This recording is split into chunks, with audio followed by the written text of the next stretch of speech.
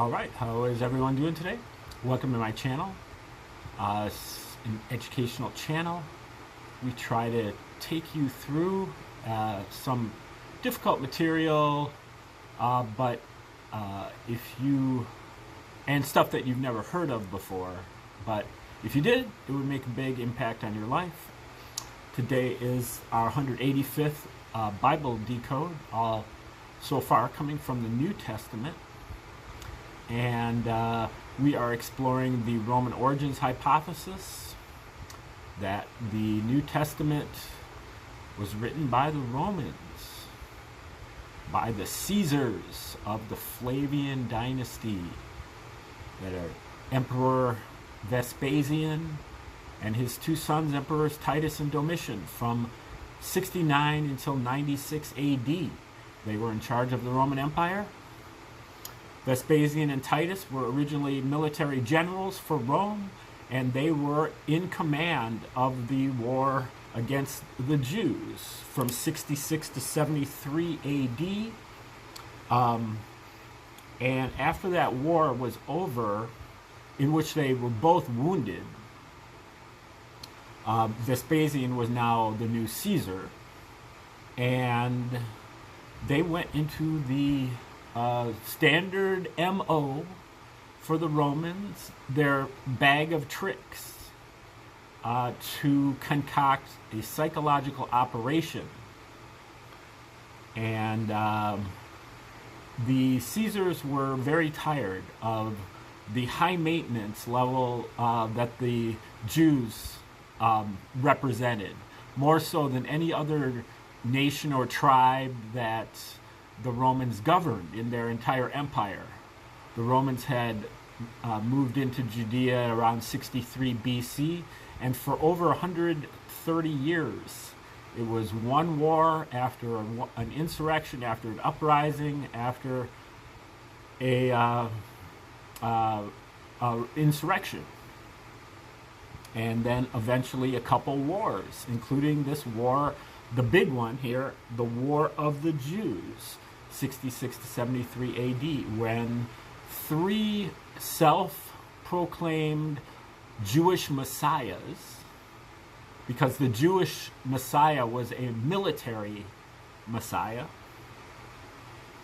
they kind of worked slightly together and kicked out Herod Agrippa II, the Herod puppet client king of Judea, who was a puppet of Rome. He fled back to Rome, and that required Emperor Nero to send in General Vespasian to put down the revolt. He was there for 3 years, and then when he was named emperor, after Nero and 3 other emperors were all assassinated, Vespasian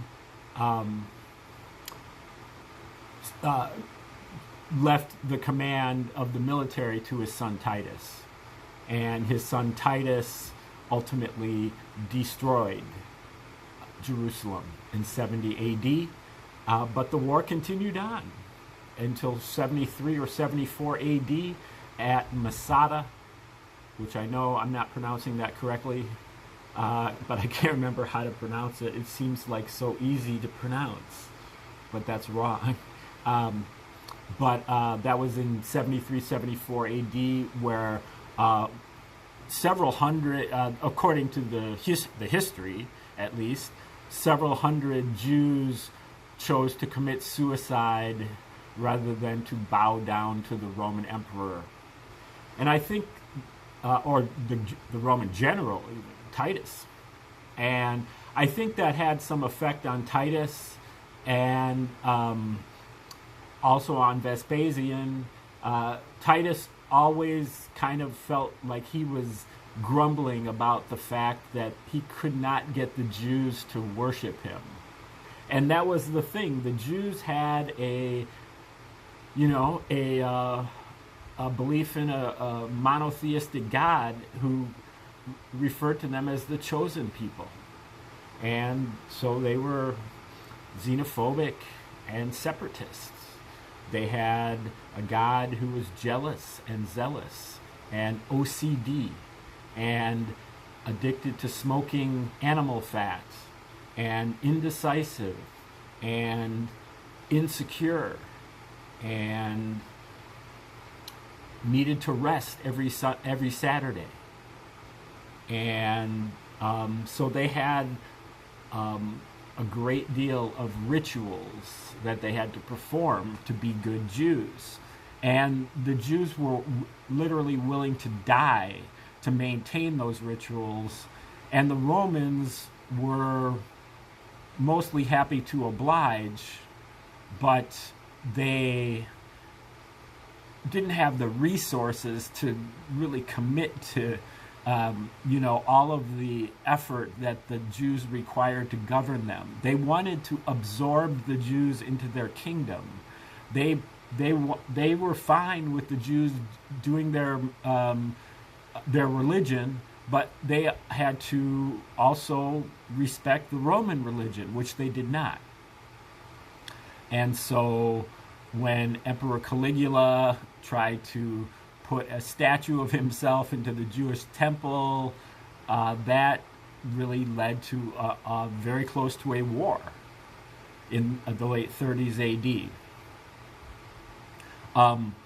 So that was really the motive for the Romans to write a story of a Jewish Messiah who, instead of a military leader, was a prince of peace and believed in rendering unto Caesar what is Caesar's, walking an extra mile with the Roman soldiers' pack, turning the other cheek to oppression, and so on. And at the same time, going outside the Jewish temple and overturning the tables of the Jewish money changers and excoriating the Jewish merchants out there selling small animals for the sacrifices.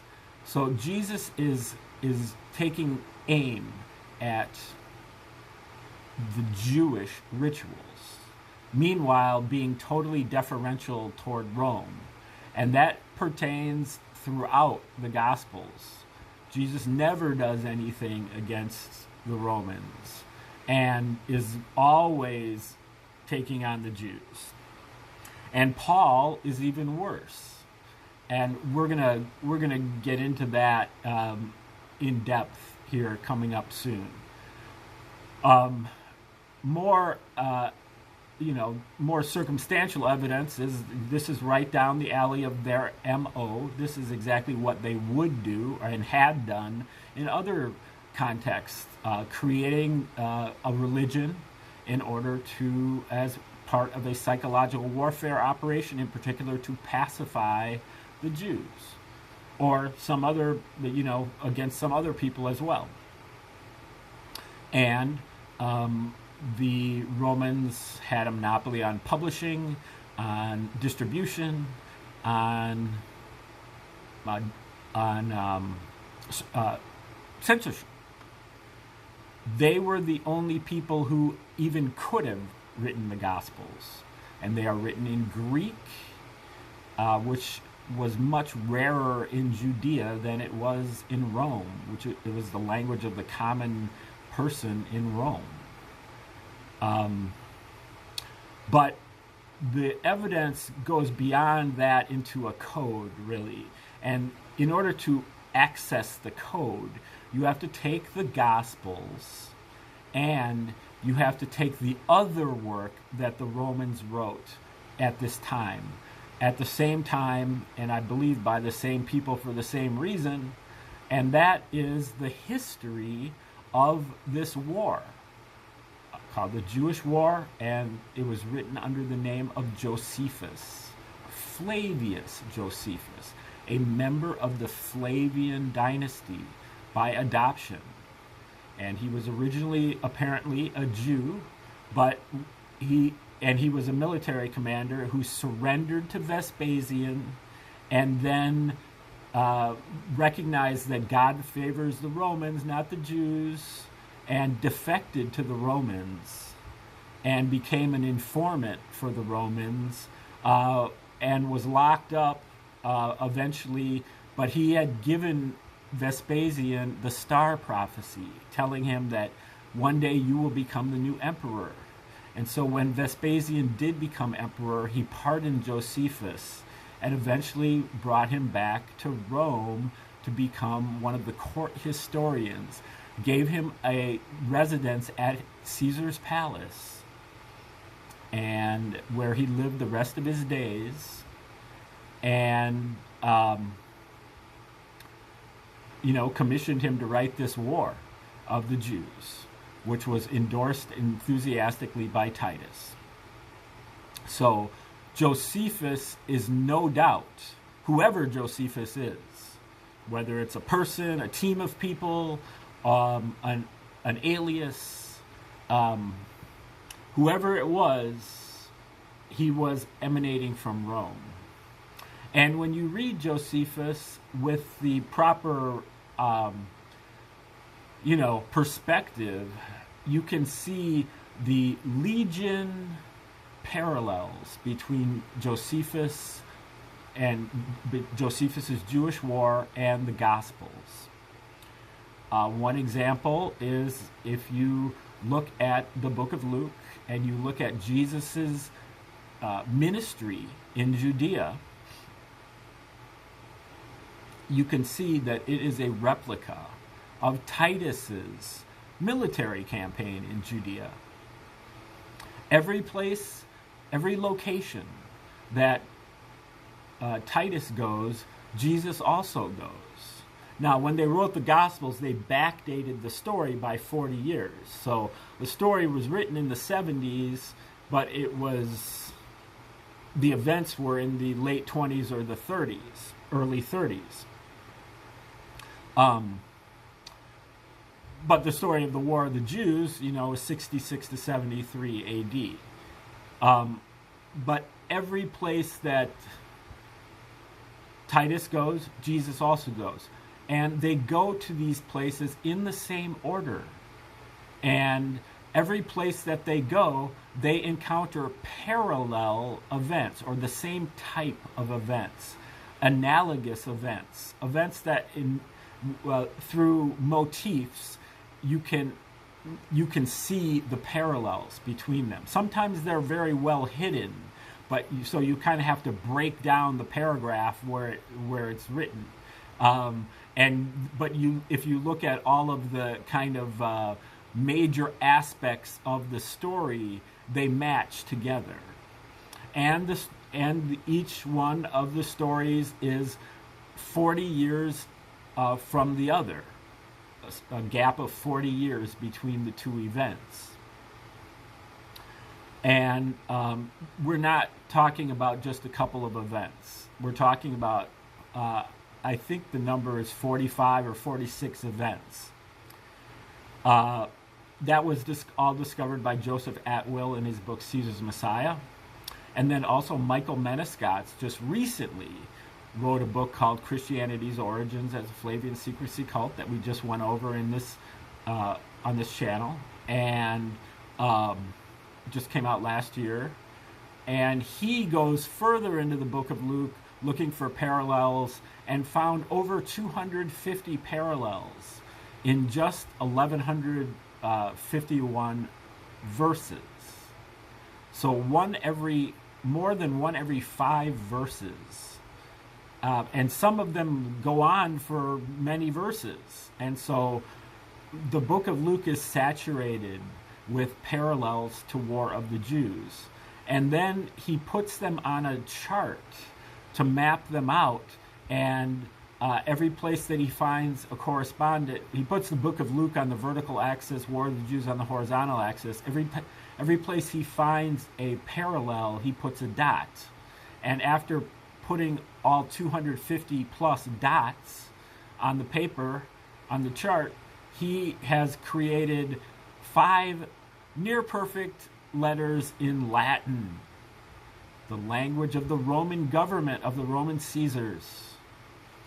The Caesars literally signed their name to the book of Luke, but we just haven't discovered it. It is conclusive evidence And it's not even all the evidence. There are many, many other families of parallels.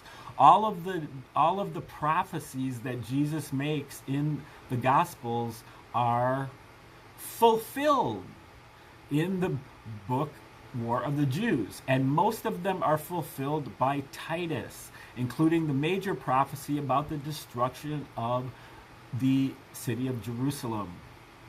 And this makes Titus the second coming of Jesus. And if you read War of the Jews, you can see that Josephus, or whoever he is, makes a theme of pruning or domesticating or taming in kind of botanical terms. Also grafting. And that's what the whole thing is that they literally grafted Titus onto the Jewish tradition of, the chosen people, all descended by blood through, Adam and Noah and Abraham and Moses, all the way down to David and Jesus, and then Titus. So Titus is the second coming of Jesus, and he is grafted on to the Jewish tradition.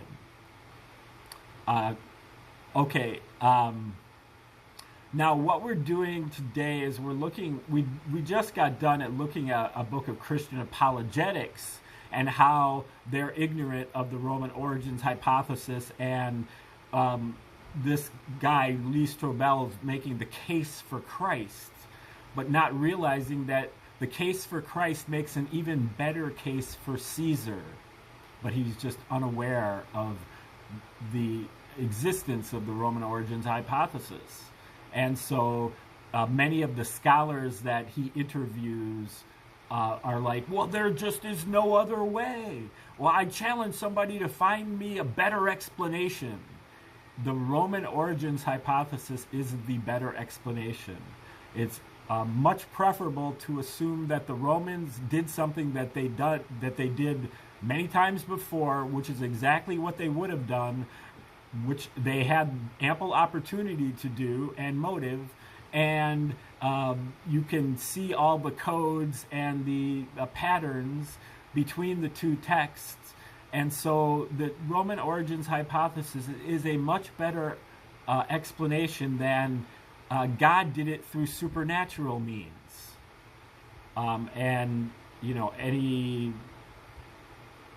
Many of the people that might argue that need to remember that they believe in Occam's razor. Keep it simple.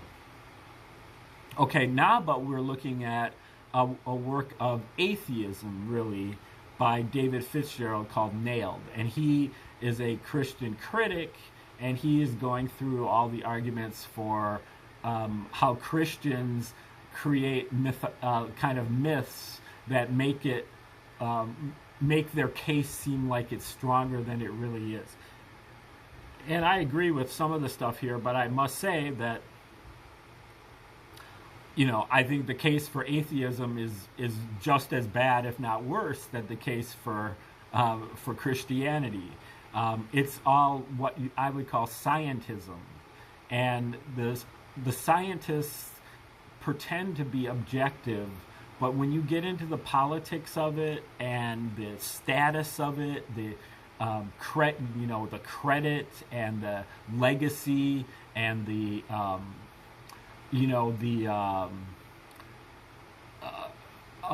wanting not to be embarrassed by having originally the wrong theory that gets overruled by somebody who's got a better theory, the scientist inevitably clings to the wrong theory in spite of the evidence. And scientists are very easily bought, and they're very gullible. If you look at the recent, roll up your sleeve episode, I know several doctors, and none of them bothered to check the ingredients of the thing before they prescribed it or recommended it to their patients. They just took the word for it from coming from on high, from the Lord of Science. They do things like capitalize climate change and capitalize evolution and so on. So they really believe in the God of science. And that's just as bad. So anyway, he is also ignorant of the Roman origins hypothesis, and it cost him. And so we're going to look at some of that. He talks about Richard Carrier, who's, I think, a pretty big player in this field. And we were talking about a passage in Josephus where he refers to James being killed by an angry mob, or possibly being stoned to death. I believe that Josephus refers to him as being stoned to death. And then, or maybe not. Maybe he's executed. Other sources say that he was beaten to death by a mob. But this passage is important because he says James, whose brother the brother of Jesus, who was called Christ. And then, but what they don't tell you is that Jesus is identified as son of Damneus. So very easily could be a different Jesus. In War of the Jews, there are actually 6 characters named Jesus. And all of them are parodies of the Jesus in the New Testament. Okay, so as brief, questionable, and as disputed as these 2 small scraps are, this is including, Josephus's passage there, James, the brother of Jesus, who was called Christ. Most scholars do believe that the who was called Christ part was inserted hundreds of years later by what you call pious fraud, which was rampant in the early church years, where they had no conscience about inserting a paragraph here or a sentence there or a word there to make their case for Christ. So it became a whole terminology, pious fraud. And then the other passage, which is from the Testimonium, which is from his later work, Jewish Antiquities, which is a whole paragraph about Jesus. So as brief, questionable, and disputed as these 2 small scraps are, they are quite literally all there is. And that is my point, that I just challenge anybody to give me any evidence for the existence of Jesus. There isn't any. All of it is Roman. All of it is coming from the Roman Empire. And this passage in Josephus was rejected by many scholars as an interpolation that came later, because Origen in the early to mid 3rd century had a copy of Jewish Antiquities that did not include the Testimonium, whereas his student, who was Eusebius, his copy did have the Testimonium in the early 4th century. So a lot of people think that Eusebius put it in there. Okay. Now he says, Mark contains unmistakable allusions to various events of the revolts, including the destruction of the temple in the year 70. So he's saying that Mark had to have been written after the year 70. Gospels later than the 70s or even the 80s. Yeah, well, Luke and Matthew are both derivative of Mark. So they both come after Mark. Matthew copies Mark about 90%, and Luke copies Mark about 50%, which is interesting because Christian apologists will tell you that Matthew was an apostle of Jesus. Well, so if he's an apostle, but they'll tell you that Mark was informed by Peter. Well, so Mark wasn't there, but apparently Matthew was there. But Matthew copies Mark to 90%. And then Luke is supposed to have been Paul's friend, that Paul is the informer of Luke's writings.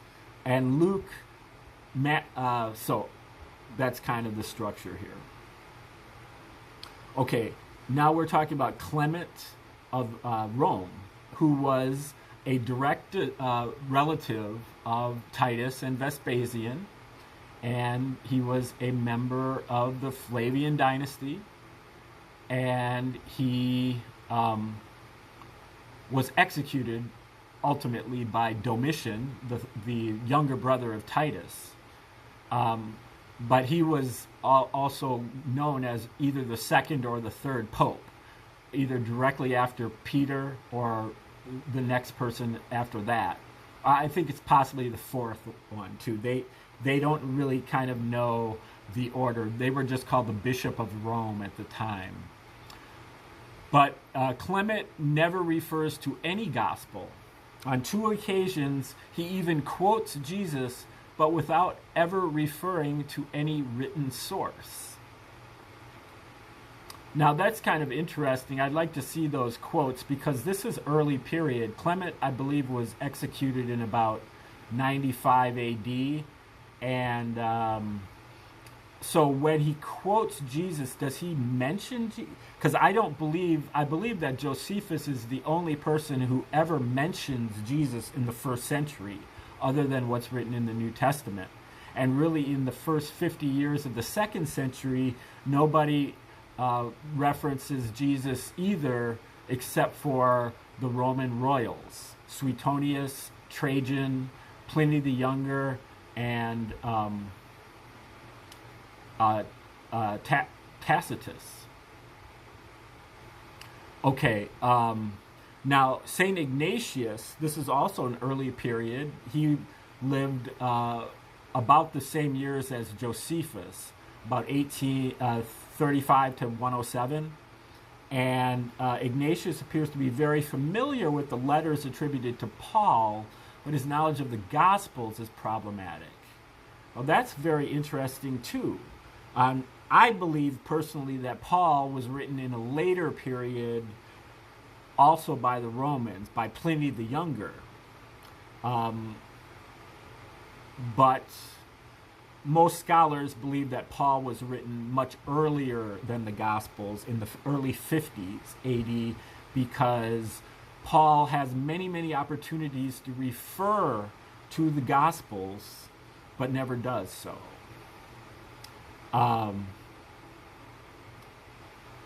But it makes more sense to me that it was written in a later period. Now he talks about Matthew, a whopping 90%. Of the 661 verses in Mark's Gospel, Luke uses about 360. So that's, 55% or something. And Matthew uses about 607, which is over 91%.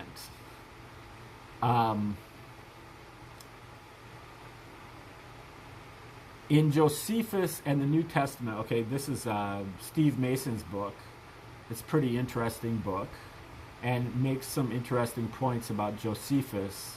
But he's not aware of the Roman origins hypothesis, but he tap dances around it a lot.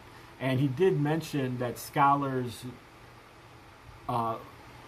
historically do believe that Josephus was Roman propaganda, but they see it as being not they don't carry that over to the Gospels. Like, they don't recognize that Josephus has so many parallels. He does recognize many of the parallels between Josephus and Luke. Here is this exactly what he says. Josephine scholar Steve Mason demonstrates that Luke copied from Flavius Josephus as well. So again, that also shows the Roman origins hypothesis that it was mutual. Sometimes Josephus copies from Luke, and sometimes Luke copies from Josephus. Same with Matthew and Mark, but more for Luke. But this author here, Fitzgerald, is really arguing that Luke's mistakes in plagiarizing are one of the ways we know he's copying from Josephus and not the other way around. Where there are points of contact between them, the information Josephus provides is 1, more extensive, 2, much more detailed, 3, more accurate, and 4, in the correct context. Well, that's possibly just because Josephus is so much longer than Luke. Josephus' War of the Jews is 7 volumes. It's about 4 times as long as the entire New Testament. And so when you match it up with the book of Luke, Luke is maybe the longest book in the New Testament, but the New Testament has like 27 books, and Luke probably comprises 10% of the entire New Testament. And so Josephus is really like 40 times longer than, so you would expect he would have more detail, more extensive, and in the correct context. And the more accurate, that might be a thing. According to Matthew, the titles, like according to Matthew or the Gospel according to John, the Gospel according to Luke, they were not added until late in the 2nd century. So all 4 Gospels were originally anonymous. None claimed to be written by eyewitnesses, and all contained giveaways that they were written generations later by well-educated Greek-speaking theologians, not illiterate Aramaic speakers, that's Jesus' apostles. So he is recognizing kind of the Roman origins hypothesis, but he's not aware of it, and so he kind of is scratching at it, but not grasping it.